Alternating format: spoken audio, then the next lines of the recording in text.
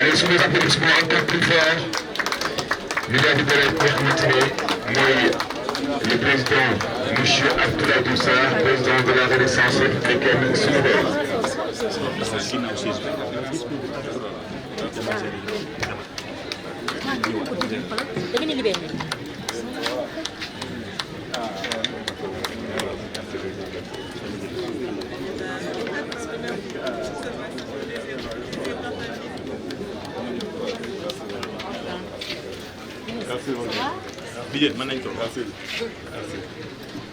Voilà, merci beaucoup.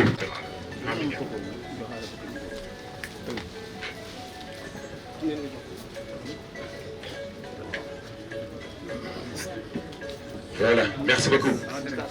Encore une fois, on vous souhaite tous la bienvenue. Merci beaucoup, chers invités. Encore am nañu mbégte ak contentement tey dañu waat ak yéen fii hôtel Onomo ci woote bi nga xamante ne ñun ñëpp xam nañu la ñu dajale muy cérémonie d'installation comité exécutif pour Renaissance républicaine sunu réew parti politique. Mesdames et messieurs, honorables invités, responsables politiques, chers sages, chers cadres, chères femmes, chers jeunes de la Renaissance républicaine. C'est avec beaucoup d'honneur que je prends la parole. En tant que coordonnateur des jeunes sur le plan national et international de la Renaissance républicaine, à l'occasion de l'installation de notre comité exécutif national. Cette cérémonie marque une étape importante dans la structuration et le renforcement de notre parti. Elle traduit notre volonté commune de construire une formation politique forte, organisée, mais proche des préoccupations des Sénégalais. La jeunesse que nous représentons aspire à un Sénégal de paix, de stabilité, de justice, mais aussi d'opportunité. Je voudrais saluer le leadership exemplaire du président de notre parti, M. Abdoulaye Doussa, que je vous demande d'applaudir très fort. J'ai l'habitude de dire, il est éloquent dans le verbe, élégant dans le comportement et compétent dans le travail. Voilà ces qualités qui nous ont inspirés en tant que jeunes Sénégalais de tous bords, de Saint-Louis à Dagana, de Casamance à Sédhiou, de Sédhiou à Kolda, de Kolda à Matam, de Matam à Podor, de Podor à Richard Toll, de Richard Toll à Diourbel, de Diourbel à Thiès, de Thiès à Saint-Louis, de Saint-Louis à Dakar, de Dakar à Casamance. Pour vous dire, Monsieur le Président de notre parti, la jeunesse sénégalaise et la jeunesse internationale vous prennent comme modèle politique, comme je disais tantôt, parce que vous êtes éloquent dans le verbe, élégant dans le comportement et compétent dans le travail. Le Sénégal a besoin de modèles politiques.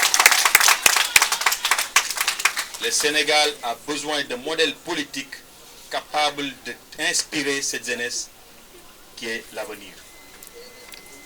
Pour terminer, je lance un appel aux jeunes. Je lance un appel à la mobilisation, à la discipline, à l'engagement pour porter haut la Renaissance républicaine. Mesdames et messieurs, looloo noonu samay kàddu ci français. tënk ko ci olof, asalaamualeykum. gannaaw bu ma nuyoo kilifa yi nekk ci jotaay bi yépp, nuyu suñu papa yi, suñu kilifa muy jaraaf yi, ñi taaral jotaay bi, ak kilifa yoo fi kilifa aada yi. ñu ngi nuyu suñu waajur yu jigéen yi nekk ci parti bi ak invité yeeg ñëpp di leen nuyu ci parti kujji gi, que ça soit ci opposition bi ak invité yëpp ñu taaral que mu jëlee honorable Fatou Thiam mu jàllale ko ci ñoo ñëpp fi waa FDR. di nuyu les femmes de notre formation politique Renaissance républicaine, di nuyu kilifa parti ci cadre yi, nuyu jeunes yi maa ngi leen di nuyu tekk ci loxo Aminata Mbaye ngeen tàccu seen bopp bu baax a baax. li ma waxoon sànq ci français dama koy ji ma tënk rek ci wolof. dama seede ne tey li ñu fi dajale mooy dañ ñëw pour teg li ñu naan comité exécutif national. ñooñu bokk ci ñi nga xam ne ñooy cëslaayu parti bi, daanaka ñooy suñu assemblée nationale. ndax foofu la ñuy waxtaanee si yu bëri, ndax di ngeen gis lim nañ ko, mais am na ay commission yu tënk si yu bëri. loolu la structuration de notre parti mooy cëslaayu parti bi. mu boole ki ñu tas ka si ay bërëb yu bëree bëri si wàllu santé si wàllu commission organisation su yu bëri loolu lañ doon tënk par rapport à la structuration et le renforcement de notre parti. leneen nii moo wax dama wax ne jëmma jële toog bi nga xam ne moo jiite parti bi ngeen tàcc ko muy Abdoulaye Diouf Sarr mais wax ne dafa am jikko yoo xam ne ñun ndawi Sénégal moom lañ gis si moom moo tax suñu waajur yi duñ ragal ñu ne foo leen bokk parti politique kan ñu ne Renaissance républicaine ku ko jiite ñu ne Abdoulaye Diouf Sarr ñu ne ka lu tax ñu ne yaru na ñu ne am nay teggin ñu ne am na xam-xam ñu ne mën na liggéey gëm na réewam boobu mu gëm moo tax bi mu yoree nguur di liggéeyal Sénégal mu rafetal ko def ka lii si war ba tey mu taxawal parteem ñun ndawi Sénégal ñu gis jikko yooyu nga xamee moom lañ xamee Sénégal si moom moo tax ñun Sénégal maa ngi au jeunesse bi ñu ñëw roy bootu fi nga xam ne buñ fa nekkee seeni mbokk duñ jaaxle seeni waajur duñ jaaxle muy jëmm ju ñaan monsieur le président Abdoulaye Diouf Sarr kon moo ñu doy ñun la jeunesse sénégalaise moo tax ñu tegu si wetam donc looloo doon kaddu yi message bi may tënk par rapport à l'international ñi ñuy suivre parce que la jeunesse elle est internationale lii laa leen di wax avec politesse et sagesse nous devons entamer la révolution intellectuelle pour redonner la jeunesse sa place primordiale dans la société. Nous ne sommes pas ces types de jeunes qui lancent des pierres aux autorités. Nous sommes ces types de jeunes qui lancent des pierres d'idées, capables de motiver et d'exciter la jeunesse sur les questions essentielles de la nation, les questions d'éducation, de formation, d'autosuffisance alimentaire, la digitalisation, mais de manière générale, la souveraineté. Et sur ce, nous comptons sur le président Abdoulaye Diouf Sarr avec son parti Renaissance républicaine pour le bien de la nation. Je vous remercie.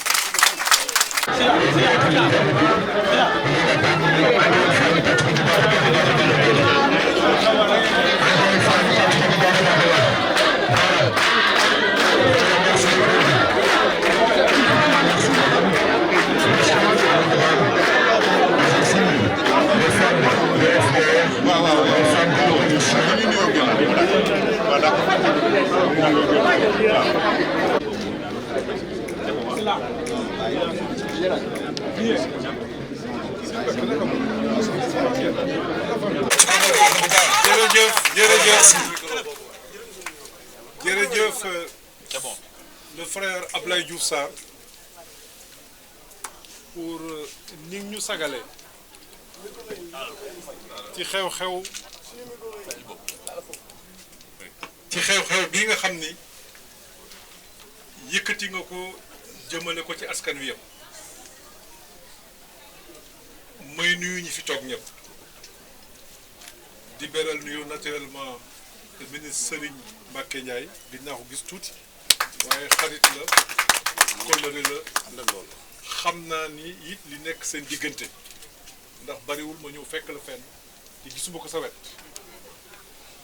bi may liir léegi aussi ñii nga xam ni am nga yéene tabbal leen gunge la gis naa ci ay tur ñoo xam ni miin naa leen lool xam naa leen lool ndax démb ak barki démb ñun ñëpp a àndoon doon benn bi ma déggee xew-xew yitte yi bari lool ma ne Ablaye bu soxlaa bu xewlee lu mu metti metti dinaa jaar ñëw sargal ko encouragé ko Ablaye dafay ku sérieux loolu xam naa ko ci moom Ablaye dafa di ko jub Ablaye dafa di ko engagé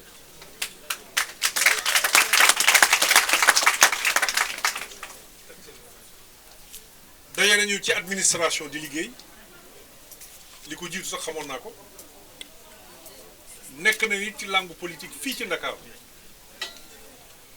maag moom ñu ànd 2017 nekk ci liste département wu Dakar mu amoon ci sañ-sañ amoon ci xëy na li mu bëgg nangu ma nekk ak moom ci liste boobu jiite liste bi bu yemoon foofu rek ñu doxaat fukki at mu soxla man damay taxaw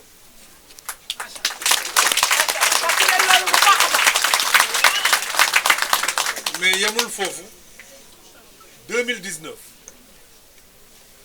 dañoo àndaat nekk fii ci région de Dakar cette fois-ci président Macky Sall jiitalu ma fii ci région bi mu ne ko Ablaye kon man bu ma nekkee ci région yow da ngay nekk ci département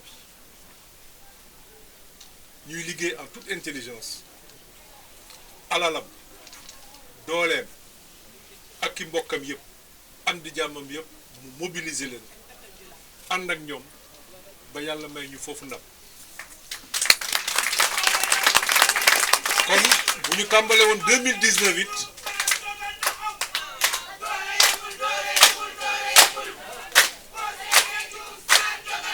jërëjëf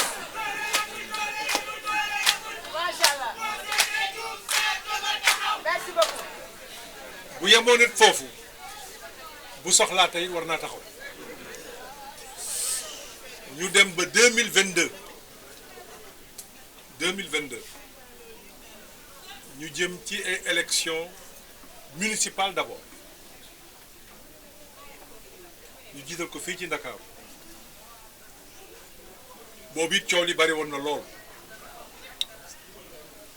ma ne ko Ablaye demal yàlla dogal li mu dogal ñu demaat 2022 ci élection législative mu defaat récidive fii ci Dakar ñu ànd ci man ma nekkoon ci liste nationale yàlla dogal li mu dogal mais partie bi gën a intéressante mooy bi ñu ñëwee 2024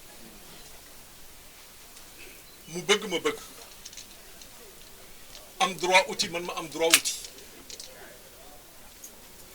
yàlla dogal tànn bi tombé ci man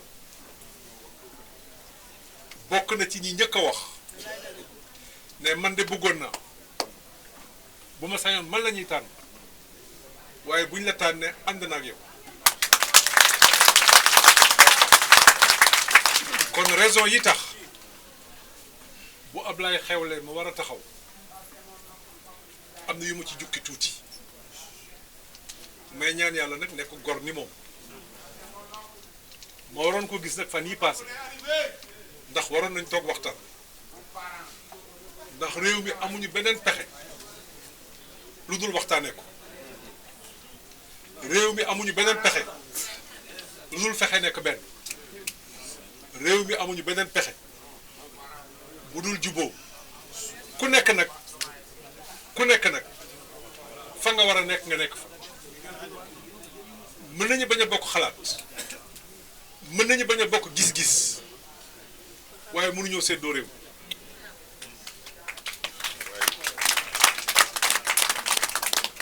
moo tax Ablaye boo taxawalee lii man dinaa ñëw waxtaan ak yow tàllal loxo bu lii passé danañu toog waxtaan danañu waxtaan ak ñëpp muy nuyu sunu camarade FDR yi fi nekk di nuyu ñeneen ñu nekkul FDR yi ñëw fii ndax Sénégal waruñu ko rek yemale ci ay langue politique Sénégal waruñu ko rek yemale ci diine ndax ñun ñëpp bu ñu àndoon doon benn 18 millions de Sénégalais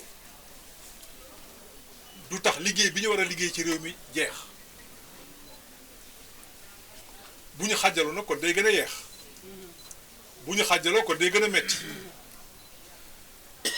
kon Ablaye li taxaw yi tànk yi nga taxaw pour nit ñi ànd nekk doon benn tànk yi nga taxaw pour que ci opposition bi ñu ànd nekk benn tànk yi nga taxaw pour que réew mi am jàmm opposition ak pouvoir ñoo ko bokk tànk yooyu mënuma lu dul jàppale la ci encourager la ci dimbali la ci je sais que tu es un homme de valeur tu es un homme pétri de qualité te gis naa it ndax mën naa ko seede na nga dëkkee say mbokk fekk naa la Yoof lu dul benn du ñaar waxtaan nañu maag yow ci Yoof ak feneen fu dul Yoof lu dul benn du ñaar ma gis ni nga leen fonkee ni nga leen bëggee ak ni nga leen yéenee loolu moom mën naa ko seede ndax liggéey boole nañu ñuy waxtaan ci lu mel noonu may gis responsable yëpp ma mën a wax ni na nga doon xeexalee Yoff na nga doon xeexalee Ndakaar bu ko ku nekk defoon ci goxam xëy na dina demee neneen kon du mel kon Ablaye je te félicite je t'encourage maa ngi lay bàyyi nga continuer sa mbir mi di ñaan yàlla mu defal la ci jàmm ubbi la ci wërsëg yu yaatoo yaatoo yaatoo nga xam ni on est ensemble et incha allah danañu waxtaan xóotal ko lépp nag ñu teg ko ci dëgg nañ ko doon defee démb ak barki démb Ablaye ngi ni taxaw musuma wax moom lu dul dëgg man it musuma ko wax loo xam ni du dëgg donte nag politique sew na lool donte politique di nga gis loo xamante ni loolu la la bët di woon fekk sore nag lool la nga xam ni moom mooy dox ci suuf Ablaye daal ci gàttal ku baax la maa ngi lay sant di la gërëm di la féliciter merci. Merci beaucoup, monsieur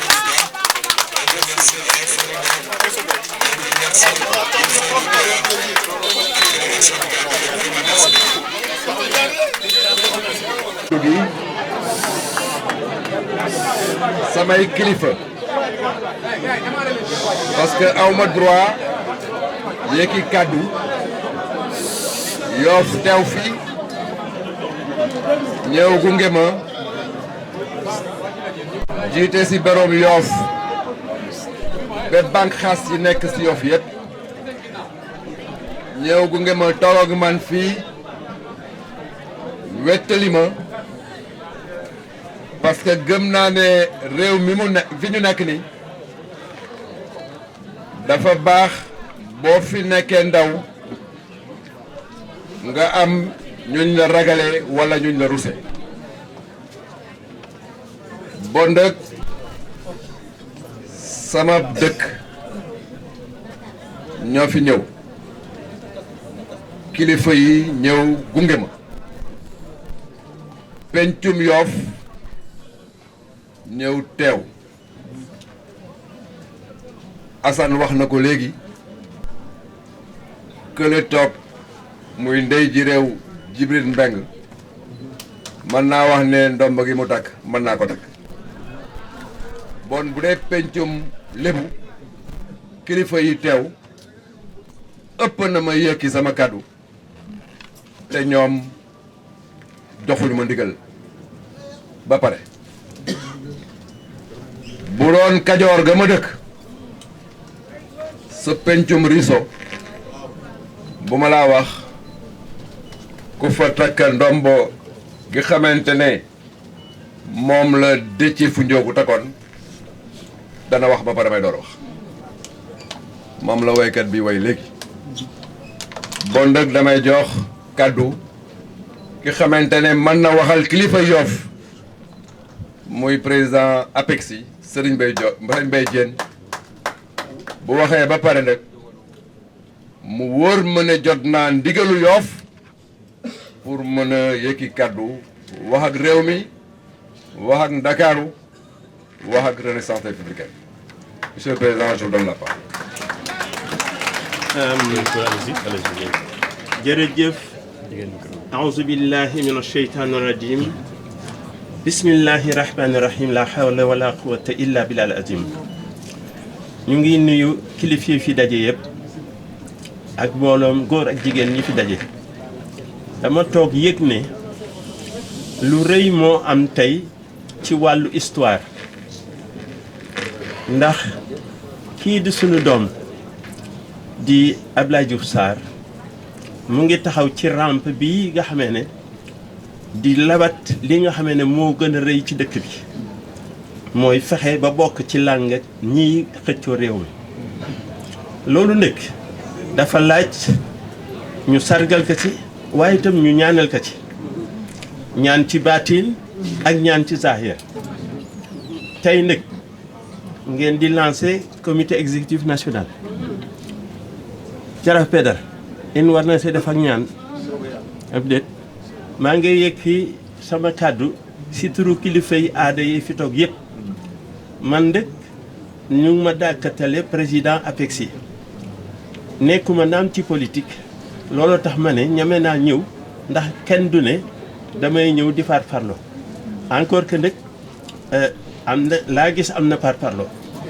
waaw waaye nañ xaar ba àgg sa bés ba tey dama doon yëkki sama kàddu rek pour si turu xalif général des Layènes si turu imam ratib si turu jaraafi ndey ji réew saltige turu président yu jàmbur yi yu magi yof yu yu frais yi ak képp koo xamante ne yaa ngi nekk ci dëkk ba am cër boo fa yor tey jii ñu àndandoo jàng fatiha ak ayatul kursi ak lixlaas ak falaxi naas ñaan yàlla Abdoulaye Diouf Sarr mi parti bi mu taxawal ni yàlla na ko yàlla barkeel yàlla na ko yàlla dox doole yàlla na ko def mu nekk parti bi jiitu si parti ñu def loolu ma tëj bismillahi mina sheytaan rajim alhamdulillahi rabbil alamin rahmaani rahim maliki yawmi ddin iyyaka nasta'in ihdina siratal mustaqim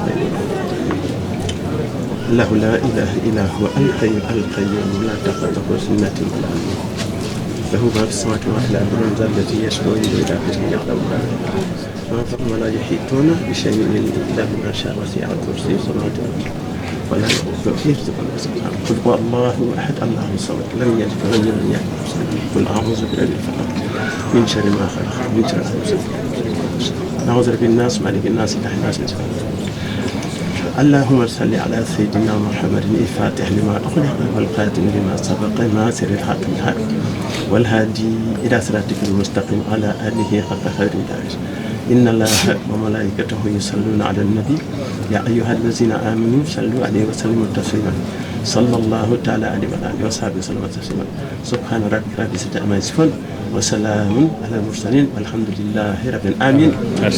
Diouf Sarr sa parti bi yàlla na ko yàlla sàmm yàgg na ko yàlla na defal la ndam ci li nga yëkk yàlla na nga ko muurlu ak Sénégal yëpp yow c'est citoyen du Sénégal pur nga ah ndax li nga diggante Kajoor ak fii ci Lébu lu ne mën nga fi falu lenn rek ci des président de la République yàlla na la yàlla kon nag salaamaaleykum mbokk yi dama doon def rek baaxal foofu salaamaaleykum.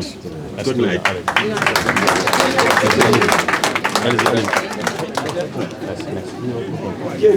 merci beaucoup. non foo taxaw naa fa de du ma demee noonu de mënul nekk sax waaw. su ma chers camarades ñu continuer liggéey bi. Serigne Saliou yaa fi ne. ñu continuer liggéey bi li si des bareetul. Nous restons dans les frontières du parti, dans le travail de consolidation, de structuration, mais surtout de maturation du parti. liggéey boobu la ñu nekk dañ koy terminer avant que may def le discours de clôture. Ndiamé si motion bi daf ma wax li ngeen wax teg nañ le comité exécutif national du parti. C'est l'instance de direction qui, entre deux congrès, dirige le parti. Mais décision yi muy jël il y a un bureau politique qui l'exécute. teg nañ les 200 personnes am na ñoo xamante ne ñu ngi ci liste bi peut-être que dégguñ seen tour mais il y a 200 camarades de Ngor à Fongolémi qui dirigent le parti entre deux congrès. loolu ci biir statut parti bi ñu ngi ko tuddee le comité exécutif national. C'est le CEN. C'est pas le secrétariat exécutif national mais c'est le comité exécutif national avec un C. ñooñu yéen a yor kaddu gi budul congrès mais am na ñoo xamante ne nag ñu ngi yore ay secrétariat national nekk ñaar fukk ak fanweer ak benn nit ñoo xamante ne ñoo nekk ci bureau politique yéen a ma wax par le biais de la motion de Ndiamé que jox ngeen ma mandat pour que ma mette en place le bureau politique dès aujourd'hui pour que liggéey bi mën a commencer mënoon ngeen ko différer mënoon ngeen def tey le comité exécutif national ba pare comité bi dem réunir bu ñu réunir ba pare ñu dérouler effectivement mettre en place le bureau politique. Peut-être que da ngeen xam ne luy jot na da ngeen xam ne dañoo war a taxaw départ dès maintenant moo tax ngeen jox ma mission boobu. Bon donc en tant que camarade discipliné danaa def loolu assis sur le socle de la posture bi xamante ne yéen a ma ko jox de président du parti. Bureau politique boobu xam naa seen réunion bu njëkk dès la semaine prochaine mën nañ ko def au siège national du parti qui se trouve sur l'avenue Dial Diop juste avant la clinique internationale dana ubbi dès la semaine prochaine. Bon donc je vais faire lecture du bureau politique du parti avant mon discours de clôture. Le président du parti s'appelle Abdoulaye Diouf Sarr et je vous en remercie. Le coordonnateur général responsable du suivi et de l'évaluation du parti, j'allais même dire pour être en phase avec les dames du pays, la coordonnatrice nationale, elle s'appelle Madame Dogaye Mbo. Dans cette mission, notre camarade Diata Ndiaye va l'accompagner dans cette mission de coordonnatrice chargée de suivi et de l'évaluation. Le secrétaire général du parti, parce que là, je m'arrête et je fais une précision. Jusqu'hier, très tard dans la nuit, tenir une réunion de staff du parti pour dire qu'il faut être en règle, être en orthodoxie avec le récépissé bi xamante ne moom la ñu ministère de l'Intérieur jox pour que suñu parti taxaw. Et si récépissé boobu, on ne parle pas de secrétaire général, on a un président. Donc vous m'appeliez secrétaire général depuis un certain temps, mais à partir d'aujourd'hui, il faut qu'on soit orthodoxe. C'est le président du parti. Et dans le parti, qui xamante ne moo yor administration bi, on l'appelle le secrétaire général. Donc le secrétaire général du parti, c'est M. Thierno Gueye. Et son adjoint s'appelle Amiseni Gueye. Le trésorier général du parti, c'est Abdou Mbeng. Et adjoint Damtoudou Nogay Sey. Le directeur des structures, je vous propose Ndiame Diop. Adjoint Ndeye Maguette Ndiaye. La commission de discipline sera présidée par notre camarade Anta Gueye. Et son adjoint, c'est donc Henriette Diène. Le secrétariat national chargé des notes de position du parti et porte-parole du parti, c'est notre remarquable camarade Maodo Dramé. Je m'arrête pour le féliciter chaleureusement. Parce que le parti prend forme tous les jours, il est sur les plateaux pour défendre le parti. J'aimerais en votre nom le féliciter très sérieusement.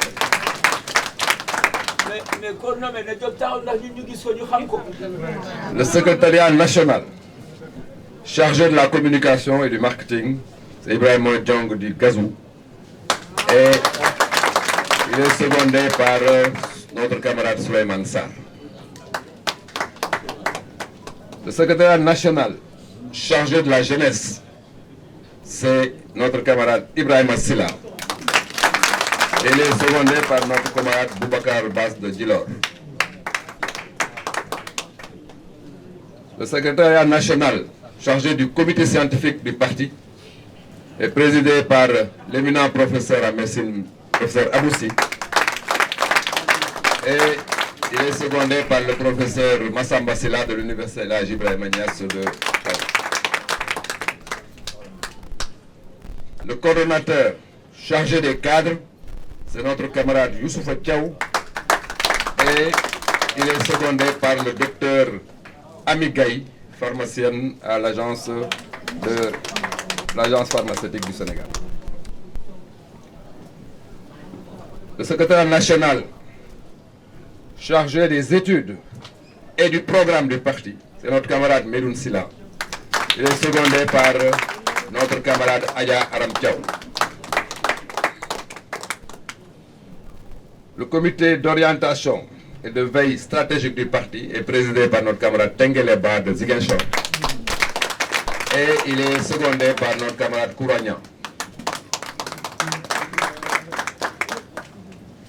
Le secrétaire national chargé de la formation et directeur de l'école du parti, notre camarade Moustapha Sarr de Bambilor. Et il est secondé par notre camarade Libas Teodoyof. Le secrétariat national chargé des femmes sera présidé par notre camarade Oumou Bot. Et il est secondé par Sahman Bey. Le secrétariat national chargé des enseignants est dirigé par notre camarade Aliou Sour de Sagata. Et il est secondé par notre camarade Awas Sadio Ndiaye de Sopri. Le secrétariat national chargé des élections et des affaires juridiques est présidé par notre camarade Moussa Sen. Il est actuellement à la Mecque. Et il est secondé par Elhaji Mamadou Niang. Le secrétaire national chargé de l'inclusion et des personnes vivant avec handicap, notre camarade Djibril Dien, que je vous félicite, que j'encourage, est secondé par notre camarade Aïssata Sarr. Le secrétariat national qui s'occupe de la diaspora est présidé par Aboulaye Sylla de la France, de Limoges, et est secondé par Djaïré Ndiadé de la Côte d'Ivoire. Le secrétariat national chargé des coalitions et des alliances est présidé par notre camarade Djimba Fall et secondé par Brahim Sek. Le secrétaire national chargé du numérique est présidé par notre camarade Alpha Mamadou Diop et de Tiénaba et est secondé par notre camarade Ndeye Diouf de Anne Mariste. Le secrétaire national chargé de la massification et de l'implantation du parti est présidé par notre camarade Saliou Ndiaye de Thiès et est secondé par notre camarade Fat Diop Sey.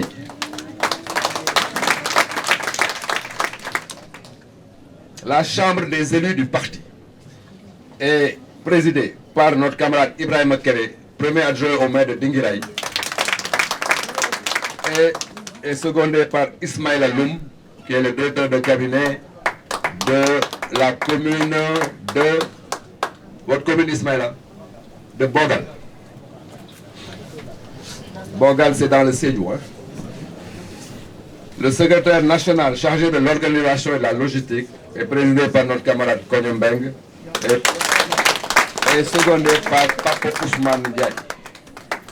Le secrétariat national chargé des sages est présidé par notre camarade Djibi Diagne et secondé par notre camarade Boukoul Bembeng. Le secrétariat national chargé des communautés et des Badjanougor est présidé par notre camarade Koumba Dien et secondé par notre camarade Mamour Ndiaye de Kafrine. Est-ce que Mamour est là? De Kafrine. Le secrétariat national chargé de la santé et des affaires sociales est présidé par notre camarade Bassirou Mbake de Bambey et est secondé par notre camarade Khadi Sow de Thiès.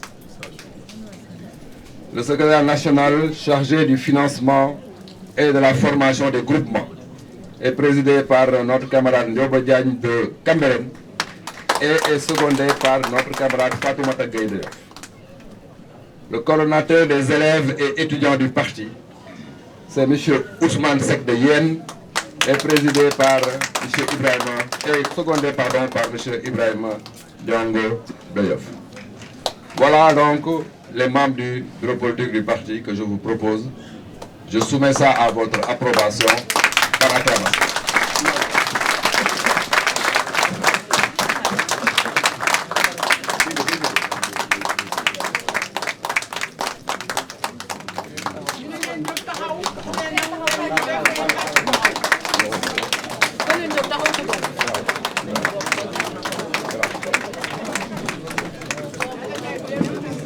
Nous considérons, chers camarades, sur la base de ce que je viens de vous proposer et de l'approbation par acclamation. Voilà, on me fait remarquer que j'ai oublié la 25e position, le secrétaire national chargé des affaires religieuses et coutumières, dirigé par notre camarade Ndiasse Sek de Thiénaba. Ndiasse Sek de Thiénaba. Et suppléé par Pape Ousmane Ndiaye de Touba. Je vous remercie, chers camarades. Bon dëkk tey bu ngeen seetloo bu baax réunion bi ñu def tey niru na réunion boo xamante ne am na tuuti animation mais mën nañ considérer que c'est une réunion technique dans les frontières du parti. Je vais le faire tout à l'heure, mais j'en profite pour remercier les invités qui sont venus effectivement pour sagal. Mais bu ñu ko defee woon si suñu biir rek tam day valable parce que processus maturation bi ak consolidation organisation du parti moo laaj ñu mettre en place des instances. On va faire à la rentrée un congrès de lancement au Grand Théâtre. Mais dana fekk ñu mettre en place tout le dispositif opérationnel du parti. maa ngi leen si remercier parce que seen confiance moo tax loolu am. Mesdames, Messieurs, samay kilifa parce que si yéen laa njëkk avant que may wax ak mbooloo jox ngeen ma kàddu jox ngeen ma autorisation pour que ma wax réew mi dégg autorisation bu newuloon doo leen fi toog di ko fekk parce que xawma lan la magum Lebu ñàkk mais du fulla ak fay bon nag tey c'est adossé ci seen kilifteef lay taxaw di wax ak réew. Je vous en remercie très chaleureusement parce que wax naa ko sànq dañoo nekk ci réew moo xamante ne ku nekk war nga fexe am kuñ la ragale walla kuñ la ruse.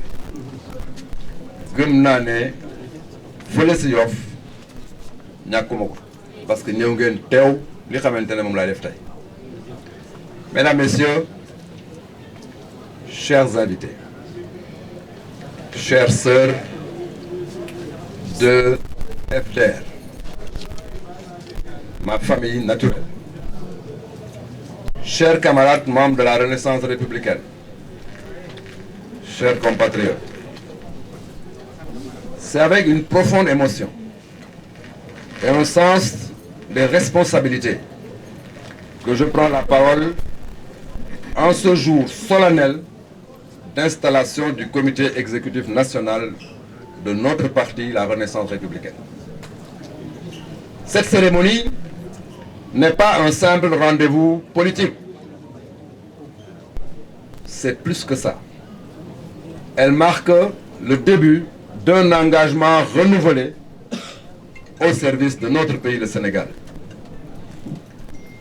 de son peuple et surtout de son avenir. Elle traduit notre volonté commune de proposer une vision nouvelle, une espérance nouvelle, une méthode nouvelle pour conduire notre pays vers le progrès, la stabilité et la justice sociale. Aujourd'hui, chers camarades, notre nation, le Sénégal, traverse une période de profonde interrogation. Tout le monde s'interroge.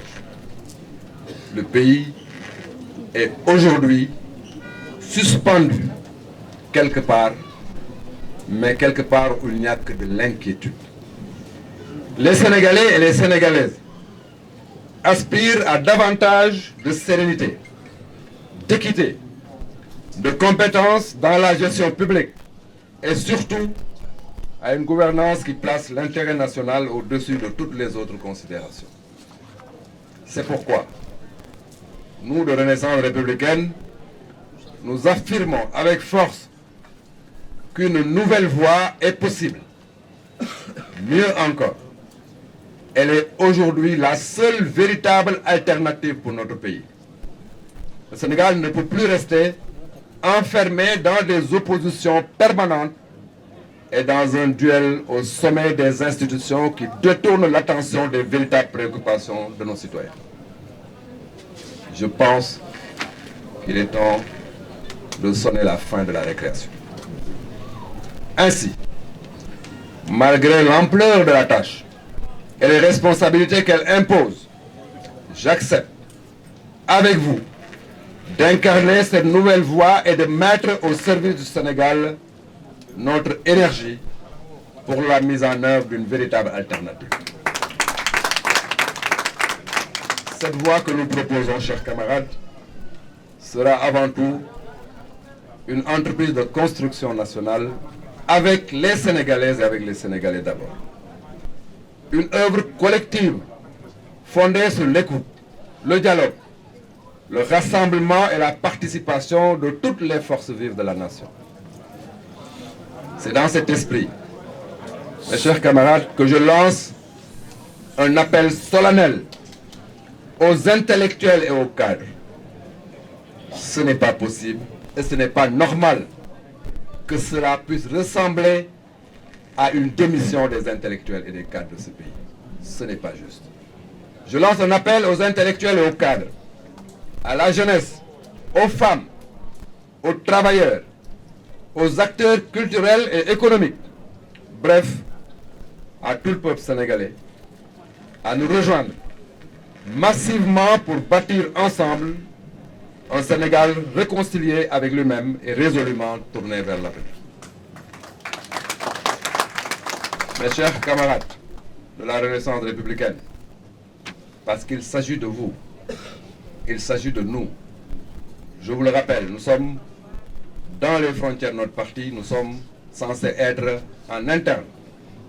Je vous parle d'abord. Nous sollicitons également des prières pour l'accompagnement spirituel de l'ensemble de nos guides religieux. Nous avons mis en place une commission chargée de cela. Et très bientôt, je pense même le premier acte que nous allons poser en dehors de Dakar, c'est d'effectuer la tournée de l'ensemble de ces foyers. Mes chers camarades, cette nouvelle voie, la nôtre, reposera sur un principe fondamental, la conduite de l'État par les compétences et non par un militantisme politicien. Nous ne sommes pas des acteurs de la politique politicienne, nous sommes de véritables acteurs politiques qui ont pour mission de mettre le pays sur l'orbite du développement. Le Sénégal regorge de femmes et d'hommes compétents, intègres, capables de porter les politiques publiques avec efficacité et patriotisme. Notre ambition est de mettre en place un dispositif républicain où le mérite, l'expertise, la rigueur et le sens du service public seront les critères essentiels de mise en œuvre des politiques publiques. Car, vous le savez comme moi, aucun pays ne peut durablement se développer en marginalisant ses compétences au profit des appartenances partisanes et populistes. Nous le disons, et nous ne pouvons pas effectivement ne pas le dire avec conviction. Ce pays ne saurait se gérer loin de nos valeurs culturelles et sociales. Le Sénégal doit avancer sans revenir pour renier son identité. Le Sénégal doit avancer avec ses traditions de solidarité.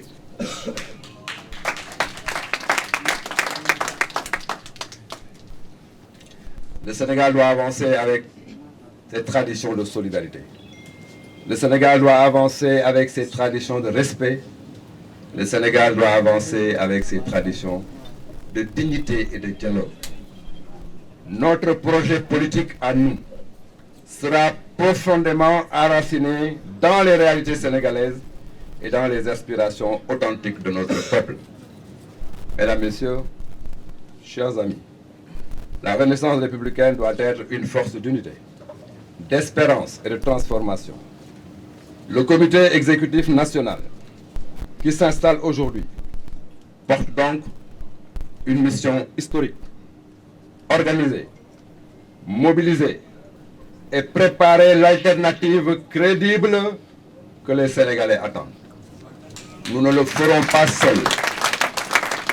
nous ne le ferons pas seuls. Vous le savez, je le répète toujours dans le secret de nos instances, les échappés solitaires ne réussissent jamais dans ce pays. Nous le ferons avec d'autres. Et déjà, avec vous, un slogan rassembleur porte cette ambition nationale pour nous. RR moins Sénégal, Sénégal moins RR. Ce slogan accompagnera notre dynamique de rassemblement et encadrera, avec l'engagement du peuple sénégalais, notre marche vers les élections futures. Nous serons, de manière certaine, présents aux élections futures. Je reste convaincu qu'ensemble, dans l'unité, dans la discipline et dans le travail, nous pouvons ouvrir une nouvelle page de l'histoire politique de notre pays. Une page fondée sur le redressement national, le rétablissement des bases de la prospérité et de la reconstruction de la confiance.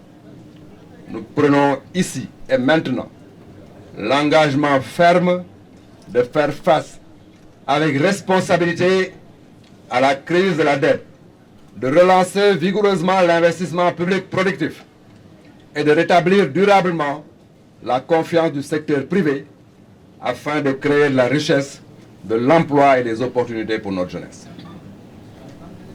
Mesdames, Messieurs, chers camarades, sur le plan social, nous installerons les ressorts d'une véritable solidarité nationale afin que le Sénégalais ne soit jamais laissé en marge des progrès.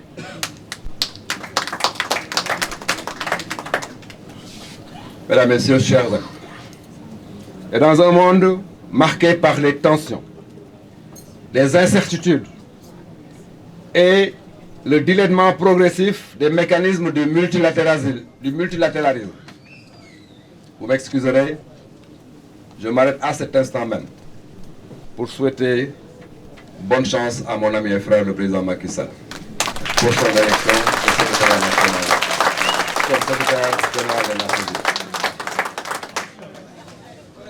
Nous nous battrons pour garantir la paix, la sécurité et la stabilité de notre nation dans le respect d'une véritable souveraineté et de nos intérêts stratégiques.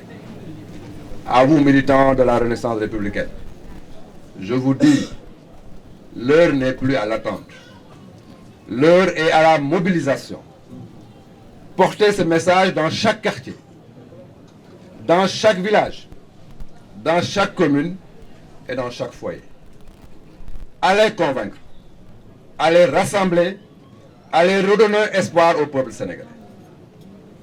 Chers camarades, le Sénégal a besoin d'une force nouvelle, d'une force responsable, d'une force de rassemblement national, véritablement souverain, loin du souverainisme populiste. J'en appelle également, mes chers camarades, à tous les partis républicains, aux organisations de la société civile, aux syndicats, aux mouvements citoyens, à la jeunesse, aux femmes, à toutes les forces vives de la nation, faisons l'union sacrée autour de l'essentiel. Je disais à l'entame de ce discours que notre famille naturelle est dans cette famille-là qui est venue aujourd'hui répondre à notre invitation et j'aimerais que vous applaudissiez massivement pour les remercier.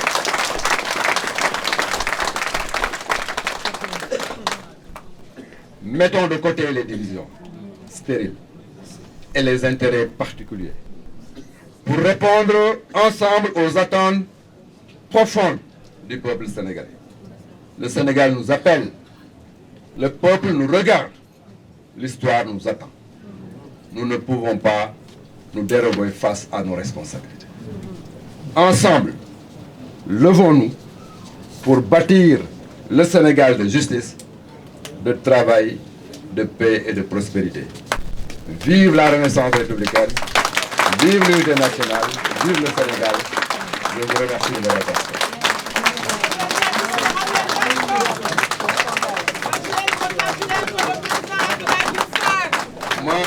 maa ngi leen di gërëm man ngeen toog ma wax ñaari baat rek à l'attention de la presse si wolof parce que xam naa bu ma génnee doo ma mën a taxaw pour def ak ñoom un point de presse ma leen di gërëm ci seen taxawaay di remercier le président Amadou Ba jaar na fi sànq pour honorer effectivement ndaje bi ñi ñëw tey nekk suñuy xarit ñoo xamante ne bokk naan la wala bokk tur ñoom ñoo ñëw tey fekke bés bi ma leen di gërëm di ko seedal samay kilifa muy kilifa Yoff ñoom ñoo ma jox autorisation ci kaddu président Serigne Mbaye Diène ma wax ak réew mi ci biir Renaissance républicaine parti bi tey daf doon installer le comité exécutif national man nañ considérer li ñu def tey man noonu nañ ko tëju def ko mais suñuy xarit ñëw nañ ngeen jox ma mandat ma désigner le bureau politique du parti en septembre on va faire le congrès de lancement du parti au Grand Théâtre inchallah maa ngi leen di gërëm ci discours bi nag li ma fi wax mën naa ko tënk ne jot na luy jot ku toog rek am nga lu ñuy wax une négligence passive une complicité passive moo tax ñun Renaissance républicaine ñu taxaw pour liggéeyal réew mi liggéey boobu nag si la ñu nekk ñu ngi koy démarrer mission bi ñu jox camarades yi mooy dugg leen si quartier yi dem leen si village yi dem leen si kër yi wax leen nag waa kër yi pour indi leen si parti bi beneen message bi ma leen jox tam mooy que ne dama koy dégg sama maam daa ma ko wax boo nekkee benn bant boo taxawee ñu damm bu ñaareelu bant bi ñëwee bu taxawee ñu damm ko ba muy téeméeri bant ngeen di ñëw par benn dañ leen damm mais kenn musul gis fi ñu dammee aw say bu ngeen boolee téeméeri bant damm téeméeri bant dana jafe moo tax les échappées solitaires ne marchent pas nous serons obligés d'être dans des dynamiques yooyu nag dañu si am ñoo xamante ne bu ñu leen fekkiwul wala ñoom ñu ñëw fekk ñu boobu moytul Sénégal jéppi ñu te waruñu caaxaan ba Sénégal ñu jéppi loolu donc jox ngeen ma mandat pour ma liggéey si te incha allah danaa si liggéey nu mu waree.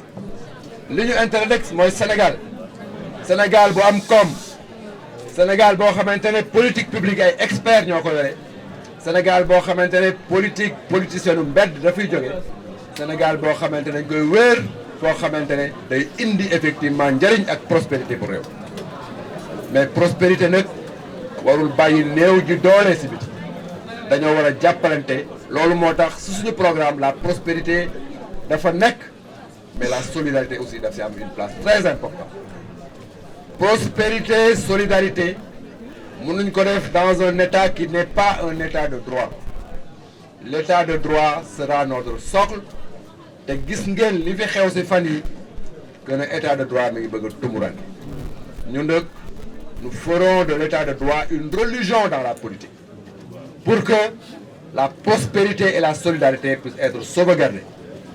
Notre conception de la démocratie, ce n'est pas seulement la religion ou en tout cas la voix du nombre. Le nombre est important, mais un nombre encadré par le droit. La contrainte qu'on mettra, c'est des institutions solides qui reposent sur le socle de l'état de droit. loolu mooy tax la prospérité et la solidarité ñu mën ko encadrer mu durable bon nag maa ngi leen di gërëm di leen remercier di leen wax ne nañu liggéey bu ñu génnee au mois de septembre def suñu congrès fële si Grand Théâtre mobilisation bi nañ dem Grand Théâtre jusqu'à Yoff ku fa sàndu mbàtt mu tàkk maa ngi leen di remercier. Merci beaucoup, monsieur le président, monsieur le directeur.